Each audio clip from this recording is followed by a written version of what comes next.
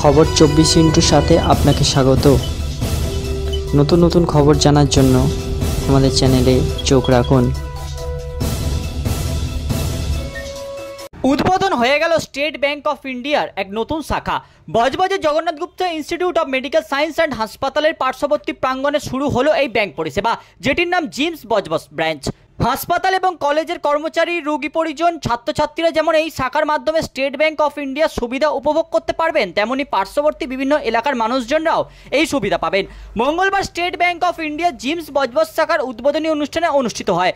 এই অনুষ্ঠানে উপস্থিত ছিলেন Jagannath Gupta institute of medical science and হসপিটালের প্রতিষ্ঠাতা জগন্নাথ গুপ্তা।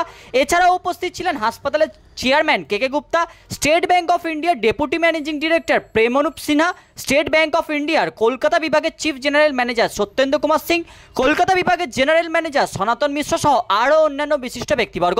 এই অনুষ্ঠানের মধ্যে দিয়ে স্টেট ব্যাংক অফ ইন্ডিয়ার ডেপুটি ম্যানেজিং ডিরেক্টর ব্যাংক পরিষেবার সম্বন্ধে সবাইকে অবগত করেন এবং হাসপাতালের প্রতিষ্ঠাতা জগন্নাথ গুপ্তা প্রতিটি মানুষকে এই ব্যাংকেও আহ্বান জানান।